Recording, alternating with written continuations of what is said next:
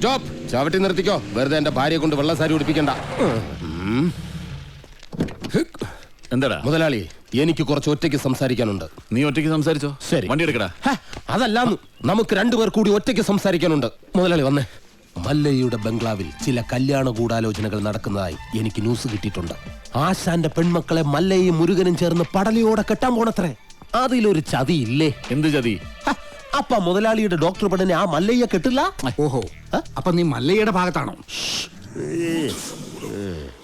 കഴിഞ്ഞ ദിവസം മല്ലയും ഡോക്ടർ പെണ്ണും തമ്മിൽ തോട്ടത്തിൽ വെച്ച് ഹൃദയങ്ങൾ കൈമാറുന്നത് പല തൊഴിലാളികളും കണ്ടതാ.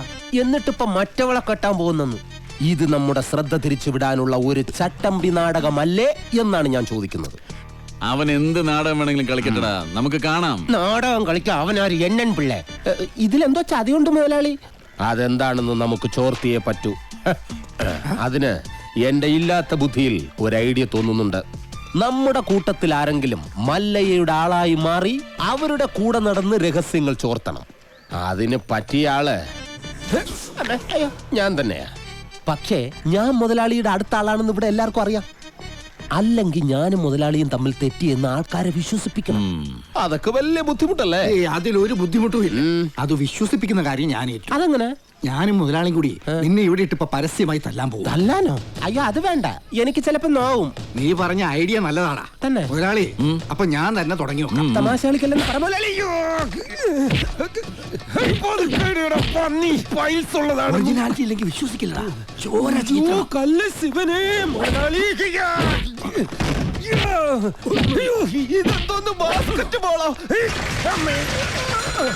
വേണ്ട, മേലിൽ നിന്റെ മുതലാളിയുടെ മുന്നിൽ കണ്ടുപോയിരുന്നു. മല്ലയ്യക്ക് സ്തുതി പറഞ്ഞവൻ മല്ലയ്യയുടെ കൂടെ പൊക്കോണം. ഇനി എന്റെ കരുത്ത് മുഴുവൻ ഞാൻ മല്ലയ്ക്ക് വേണ്ടി ഉപയോഗിക്കൂടാ. കാട്ടാപ്പള്ളി ഇനി അവിടം വരെ എങ്ങനെ നടന്നെത്തുമെന്തോ. ഇത്രയും കാലം കാട്ടാപ്പള്ളിയുടെ കൂടെ ആണെന്നിട്ട് എന്ത് ധൈര്യത്തിലാണ് നീ ഇങ്ങോട്ട് കയറി വന്നേ? പൊക്കണം. ഞാൻ പോവൂല. നിന്നോട് പോകാനല്ലേ പറഞ്ഞത്? ഞാൻ പോവൂലെന്നല്ലേ ഞാൻ ആദ്യമേ പറഞ്ഞു. കിടക്കുന്നത് കണ്ടില്ലേ? അടിച്ചോടിച്ച് പാവം കിട്ട. ഒരു ഗുണ്ടെ തല്ലുന്നതിനൊക്കെ ഒരു അതിലുണ്ട്. ഇതല്ല പഞ്ചായത്ത് പട്ടികൾക്ക് എല്ലാം കഷണം കിട്ടിയമാതിരി ഒരുമിച്ചല്ല കടിച്ചു പറിക്കണത്. നാണമില്ലടാ നിനക്കൊക്കെ? ധൈര്യം ഉണ്ടെങ്കിൽ ഒറ്റയ്ക്ക് വേണം. ഒറ്റയ്ക്ക് വന്നാ എനിക്ക് അത്രയും കുറച്ചടി ഉണ്ടാ മതിയല്ലോ. മല്ലയാ, ഞാൻ പോവേണേ. എല്ലാരും കൈവച്ചല്ലോ, ഇനി ആർക്കും പരാതിയില്ലല്ലോ. ഇതൊരു കാര്യം മറ്റേടത്ത് ഐഡിയ ആയിപ്പോയി. അവിടുന്നും കിട്ടി ഇവിടുന്നും കിട്ടി. ഇനി മരിച്ചാൽ ഐഡിയ പറയില്ലേ? അവനാ നാഗേന്ദ്രൻ പറഞ്ഞു വിട്ടതായിരിക്കും നമ്മ രഹസ്യങ്ങൾ സോർത്താൻ. ചില സമയത്ത് സത്യേക്കാൾ ബലുതാണ് ബുദ്ധി. ഞാൻ പറഞ്ഞിട്ടില്ലേ? കട്ട്കൊൺബാ ആട്ടാടോണ. ഇന്നിനി വയ്യ, നാളെ വന്ന് ബാക്കി വാങ്ങിച്ചോളാം. ഇങ്ങ വാ പറയട്ടെ. എന്നെ തല്ലാനല്ലെന്ന് സത്യം ചെയ്ത ഞാൻ വരാം. ശിവനെ കൊണ്ടാണേട്. നീ മര്യാദക്ക് ഇവിടെ നിൽക്കുമോ? അയ്യോ, ഞാൻ മര്യാദയ്ക്ക് നിൽക്കുന്നേ. പക്ഷെ അടികൊണ്ട് ഇങ്ങനെ ആയിപ്പോയതാ സത്യം. ആ കാട്ടുപുളിയെ ശരിയാക്കാൻ ഞങ്ങള് പലതും ആലോചിക്കും. അതൊന്നും ആരും അറിയാൻ പാടില്ല. ആരും അറിയില്ല മല്ലയ്യ. ആശാനെ, എന്താടാ കണിയാന്റെ അടുത്ത് മുഹൂർത്തം നോക്കാൻ ചെന്നപ്പോ അയാള് പറയുന്നു ഉടനെ എങ്ങും പറ്റിയ മുഹൂർത്തമില്ലെന്ന്. പിന്നെ ഞാൻ കത്ത് കാണിച്ചൊരു വരട്ടിയപ്പോ ഒരു ഉഗ്ര മുഹൂർത്തങ്ങളെ കുറിച്ച് തന്നു. പിന്നെ കല്യാണത്തിലുള്ള ഒരുക്കങ്ങൾ നടക്കട്ടെ. ഈ മല്ലയ്യ കല്യാണം കഴിക്കാൻ പോണ കല്യാണ പെണ്ണ ഏതാ? പുറത്തു പറയണ്ട. ഇല്ല, കാട്ടാപ്പള്ളി കെട്ടാൻ വന്ന ഡോക്ടർ പെണ്ണ. മല്ലയ്യ, ആ നാഗേന്ദ്രൻ കല്യാണം അടുത്ത മാസമാണെന്നൊക്കെ പറഞ്ഞത് വെറുതെ ആയിരുന്നു. ദേ ഇപ്പൊ എന്നെ ബലമായി പിടിച്ചോണ്ട് പോയി താലി കെട്ടാൻ പോവാ. വാതിൽ തുറക്കടി. 11 മണിക്കാ മുഹൂർത്തം. അണിഞ്ഞൊരുങ്ങി വേഗം വന്നില്ലെങ്കിൽ ഉടുത്ത തുണിയാലെ എടുത്തോണ്ട് പോകുന്നില്ല ഞാൻ. വാതിൽ തുറക്കാൻ. ലക്ഷ്മി, നീ നേരു ഭയപ്പെടಬೇಡ. ഒരുങ്ങി ഇറങ്ങിക്കോളും. അവൻ നിന്റെ കളത്തിൽ താലി കെട്ടില്ല. ധൈര്യമാക്കിരോ. സോറി.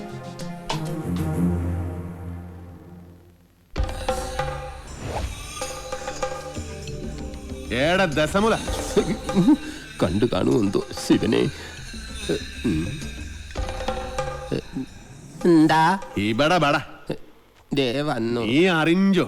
ഇല്ല. ഇന്ന് 11 മണിക്ക് നാഗേന്ദ്രൻ ആ ഡാക്ടർ പെണ്ണിനെ കല്യാണം കെട്ടാൻ പോണു. ഇനി നമ്മൾ എന്ത് ചെയ്യും മല്ലയ്യ? നീ ഒന്നും ചെയ്യണ്ട, നാ ചെയ്തു. നാഗേന്ദ്രന്റെ എല്ലാ കാറിലും ഞാൻ ബോംബ് വെച്ചു. 10:30 മണിക്ക് പോട്ടു. നന്നായി. നിൻಗೆ ನನ್ ಬಗ್ಗೆ ಗೊತ್ತಿಲ್ಲ ನನ್ ಹಂದಿ ಮಗನೇ. ബോംബ് വച്ചത് മാത്രമല്ല, കണ്ണടയിൽ എന്തോ ഗൊത്താനാണ് പ്ലാൻ. ശിവനെ, ഞാൻ ചെല്ലുന്നതിന് മുമ്പെങ്ങാനും ബോംബ് പൊട്ടിയ മുതലാളിയുടെ ഇറച്ചി കഷ്ണം കാക്ക കൊത്തിക്കൊണ്ട് പോവേ ഉള്ളു. മാറുകാളെ, അക്കന്മാര് ദഹിപ്പിക്കാനുള്ള വെറുതും കൊണ്ടുപോകണം.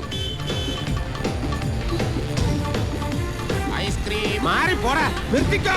ബോംബ് നിർത്ത്. Bomb bomb bomb bomb bomb. മുതലാളി ഇറങ്ങി വന്നേ. എല്ലാ കാറിലും മല്ലയ്യ ബോംബ് വെച്ചേക്കാ. അതേന്ന് കൃത്യം 10:30 തന്നെ ബോംബ് പൊട്ടും. ജീവൻ വേണമെങ്കിൽ എല്ലാരും ചാടിക്കോ. നോക്കി നിൽക്കാതെ മുതലാളി ഇങ്ങോട്ട് വന്നേ. ഞാനല്ലേ പറയുന്നത്, ചാടിക്കോ. ശിവനെ,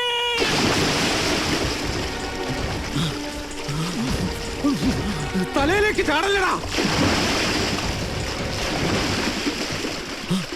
ഇപ്പൊ പൊട്ടു മുതലാളി, വെയിറ്റ് ചെയ്യും. ചാടാൻ വേണ്ടി മല്ലയ്യ വരുന്നുണ്ട്. വേഗം ഹർക്കോ.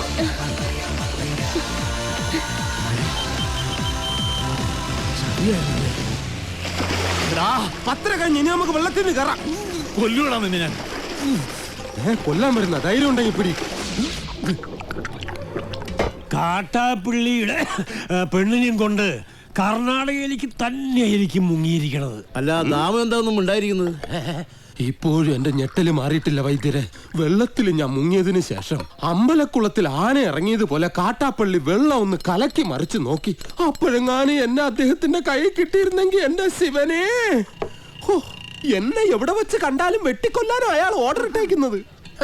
അങ്ങനെ പേടിച്ചു പോകുന്നവനൊന്നും അല്ല ഞാൻ. എന്നാലും വെറുതെ ചോദിക്കുക, ഈ കോയമ്പത്തൂർക്കുള്ള ബസ് പോയാലോ? ശിവനെ, മിസ്റ്റർ ദശമൂലം, നിങ്ങൾ എന്തിനാണ് പേടിക്കുന്നത്? ധൈര്യമായിട്ടിരിക്കണം. ഞാൻ ചത്തുപോയ എന്റെ പിള്ളേർക്ക് നീ ചെലവിന് കൊടുക്കൂടാ. അതെ, വെറുതെ ധൈര്യം തന്നെ ആളെ കൊല്ലാൻ നോക്ക. നീ എന്തിനാ അയാളോട് ദേഷ്യപ്പെടുന്നേ? ഞാൻ ആരോടെങ്കിലും കുറച്ച് ഗുണ്ടായുസം കാണിച്ചു ഒന്ന് റിലാക്സ് ചെയ്തോട്ടെ പറഞ്ഞുള്ളേ. എന്തൊക്കെ പറഞ്ഞാലും വാസുവിന്റെ മക്കളുടെ കാര്യം ആ കഷ്ടത്തിലായത്.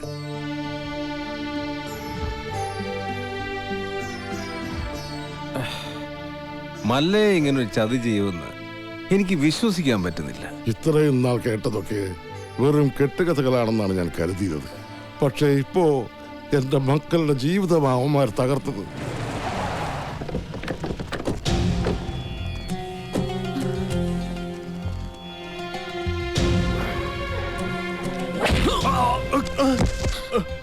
പറടാ, എവിടേക്കാ നിന്റെ മല്ലയ്യ അവളെയും കൊണ്ട് പോയത്? എനിക്കറിയില്ല.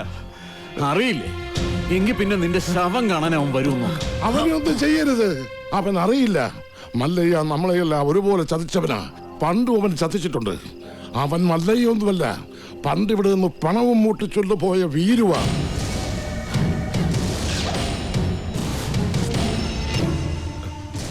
സത്യാണോ ആശാനെ? ആ, നാഗേന്ദ്ര, ഇനി നമ്മൾ തമ്മിൽ ശത്രുതയില്ല. പക്ഷെ ഒരവകാശം നീ എനിക്ക് വിട്ടുതരണം. അവനെ കൊല്ലാനുള്ള അവകാശം. എന്റെ ശത്രുവിനെ നിനക്ക് വിട്ടുതരാനോ? പോടാ, നീ കാഴ്ചക്കാരനായിക്കോ. കണക്കുകളൊക്കെ എനിക്ക് തീർക്കണം. ജീവൻ പോകുമ്പോഴുള്ള അവന്റെ പെടച്ചിൽ കണ്ട് നീ രസിച്ചോ? ഇനി അവൻ രക്ഷപ്പെടില്ല. ഏത് മാളത്തിൽ പോയി ഒളിച്ചാലും ഈ നാഗേന്ദ്രൻ അവനെ പൊക്കിയിരിക്കും. വാടാ.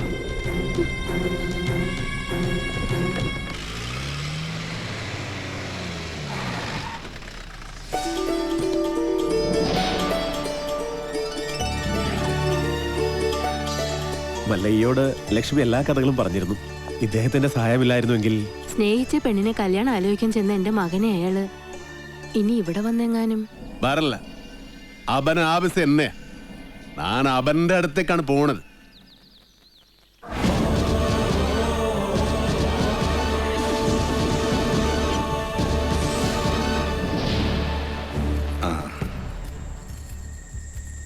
അച്ഛനാ, വളരെയധികം നന്ദിയുണ്ട് മല്ലയ്യ.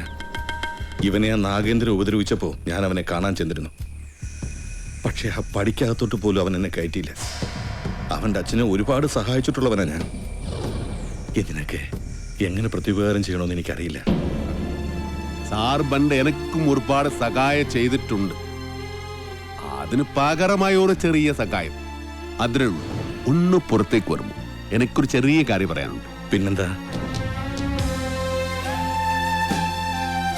എന്റെ ജീവിതമല്ലാതെ ആയത്. നാട്ടുകാരുടെ മുമ്പിൽ ഞാനിപ്പോ ഒരു കള്ളനാ. എല്ലാ സത്യങ്ങളും നിങ്ങൾക്കറിയാം. ഇഷ്ടകാലമായുള്ള സാറേ, ഇനിയെങ്കിലും പറയൂ. മസനഗുഡിയിൽ വെച്ച് ഉണ്ണിത്താനെ ആക്രമിച്ചവനെ പിടികൂടി ചോദ്യം ചെയ്തപ്പോ ആര് പറഞ്ഞിട്ടാ നീ അത് ചെയ്തത്? അവൻ വീരുവിന്റെ പേരല്ല പറഞ്ഞത്. സാർ, രക്ഷിക്കണം. എന്ത് വേണമെങ്കിലും ചെയ്യാൻ ഞാൻ. ഉണ്ണിത്താനോട് കൂറുള്ള ഏതോ പോലീസുകാരൻ ആ സത്യം ഉണ്ണിത്താനെ അറിയിച്ചു. കൂടെ നടന്നിട്ട് ചതിക്കായിരുന്നില്ലടാ. ലാഭം കിട്ടുന്ന വകയിൽ ന്യായമായ പങ്ക് തന്നില്ലെങ്കിൽ നീ ചതിക്കൂടാ. എന്ന് ഞാൻ നിനക്ക് കൂടുതലേ തന്നിട്ടുള്ളൂ. കണക്ക് പ്രകാരം എനിക്ക് ഇനിയും കൂടുതലേ കിട്ടാനുള്ളൂ. കുറുപ്പച്ചാ വേണ്ട, ഇത് നാട്ടുകാരുടെ പണമാ.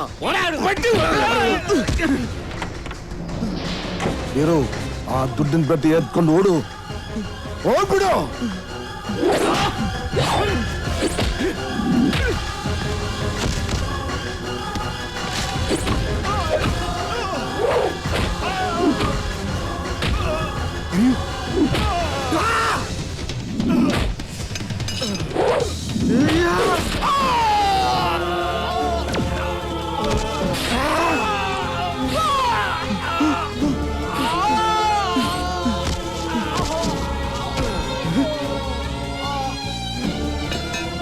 നാഗേന്ദ്ര, രക്ഷപ്പെട്ടോ. വേഗം.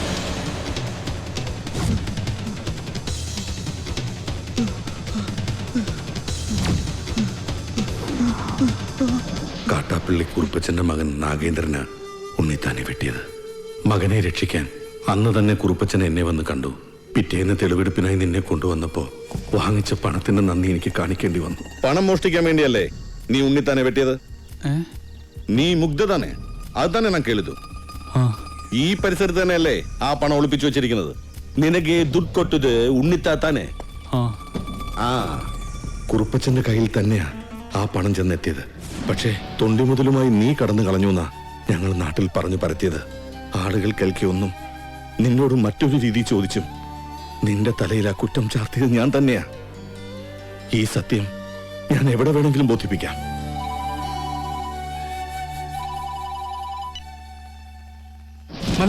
മല്ലയ്യ വീരുവാണ് നാട്ടുകാർ മുഴുവൻ അറിഞ്ഞു. അവരാകെ ഇളകിയിരിക്കുക. നമ്മുടെ ബംഗ്ലാവിനോട് കല്ലെറിഞ്ഞു. ഇപ്പൊ ഇതാ തോട്ടത്തിൽ ഷെഡും കത്തിച്ചു.